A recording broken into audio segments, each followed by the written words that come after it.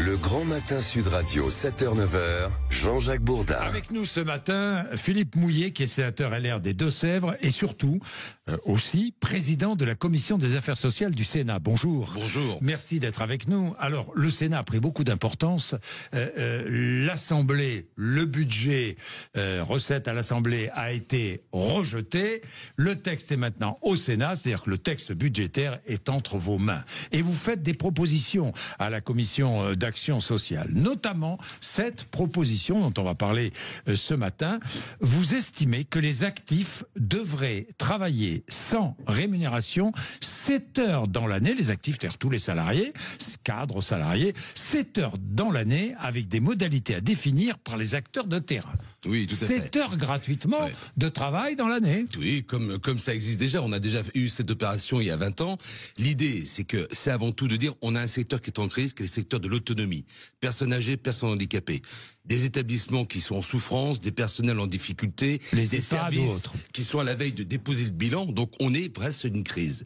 À partir de là, la sécurité sociale, qui va afficher 18 milliards de déficit en 2024, n'a pas les moyens de pouvoir supporter des besoins financiers nouveaux par rapport à l'autonomie et au grand âge. Donc à partir de là, nous mettons sur la table, c'est un débat qui va être ouvert, mais nous mettons sur la table une piste qui est de dire à un moment donné, eh bien, au lieu de créer de l'impôt supplémentaire, de la fiscalité, nous proposons que l'ensemble des actifs, publics et privés, travaillent 7 heures dans l'année, d'accord? Donc c'est-à-dire qu'on augmente de 7 heures le nombre obligatoire d'heures de travail. Donc à chacun d'organiser les choses comme on veut, c'est peut-être 35 minutes par mois éventuellement, mais 7 heures. On s'organise dans chaque entreprise. Chaque entreprise, chaque branche, les partenaires sociaux discutent. Ça permet de générer 2,5 milliards de recettes fléchées.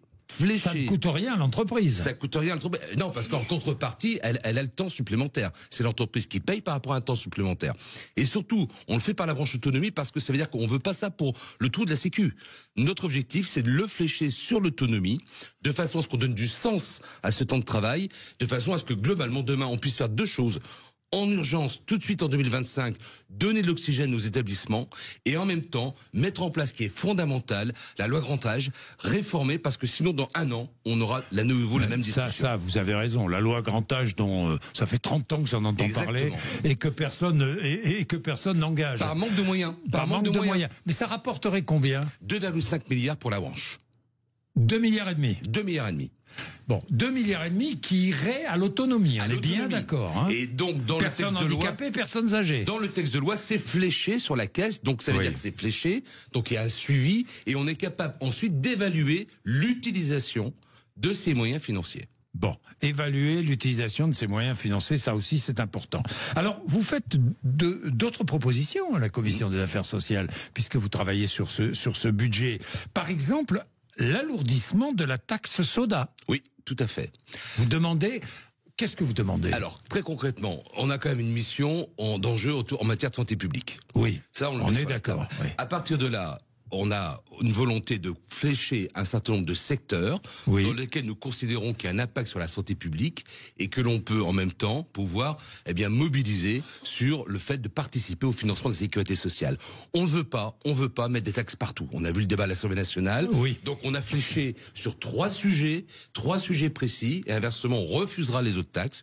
Et donc on a déjà depuis plusieurs années engagé ce débat au Sénat. Donc on flèche principalement sur le soda, sur le tabac et sur les jeux. En dehors du volet épique. Soda, tabac, et c'est-à-dire tabac. Les jeux en ligne. Vous augmentez les taxes sur le tabac? Ce que l'on fait, c'est qu'on accélère. Il y a déjà une courbe qui a été prévue. On l'accélère de façon à ce qu'on puisse avoir tout de suite une augmentation plus rapide. Donc vous rendez les cigarettes plus chères? Plus chères, bien sûr. Oui, sans hésiter. Sans hésiter, surtout moi je suis moi-même fumeur, mais à partir de là, l'idée c'est vraiment de dire, en matière de santé publique, on sait qu'il y a un enjeu fondamental, on n'a même pas besoin de montrer, et simplement, en matière de fiscalité comportementale, on sait qu'il y a un effet direct, donc on veut que les producteurs de soda baissent le taux de sucre, parce que dans la taxe soda, c'est la partie la plus sucrée que nous taxons. Il y a 3 niveaux. Donc on souhaite, c'est pas les jus de fruits, on souhaite que les sodas, les recettes diminue en matière de taux de sucre. Ça, c'est une bonne idée. Et on sait que la fiscalité comportementale a un effet direct, ça a été prouvé autour de tout ça. Et augmentation des taxes sur les paris. Paris sportifs ou autres paris, quoi. Voilà, voilà. La Française des Jeux, etc., etc. Exactement. Bien. On est bien sur une démarche de comportement. Bon, eh ben merci beaucoup Philippe Mouillet. Oui, on n'entend que des taxes quand même. Non, je vous taquine, je vous taquine. Taxes. Oui, mais c'est il y a des taxes limité. Il y a des taxes utiles et des taxes inutiles. Oui, je repense à la chanson des inconnus, vous savez, taxes. Mais le comportement, je pense que l'engagement pour le travail, c'est certainement le moyen de faire en sorte que tous les acteurs se mobilisent. Dans toutes les familles, on a des personnes âgées aujourd'hui pour lesquelles la dépendance se pose. Et donc, au lieu de se trouver une situation où j'ai pas de service à domicile près de chez moi, ça coûte trop cher de mettre mon aîné dans les EHPAD, je vois actuellement j'ai pas de place, je ne sais pas comment accompagner les personnes en situation de handicap vis-à-vis de leurs enfants. L'idée, c'est d'avoir des moyens. Non, mais travailler 7 heures de plus pour les plus âgés, moi, ça ne me gêne absolument pas. Au contraire, je trouve ça complètement normal, à condition que l'argent soit utilisé à cela. Hein. C'est pour ça que dans l'amendement, il faut que ça soit bien contrôlé. Vous l'avez prévu. Que nous mettons, on a prévu tout l'outil. Voilà. Bon. Alors c'est une proposition. Oui, on verra ce que va dire le gouvernement. Antoine Armand, qui est ministre de l'économie et des finances, va répondre tout à l'heure, parce que est-ce qu'il est d'accord ou pas avec cette idée. Verra. Bien, nous verrons bien.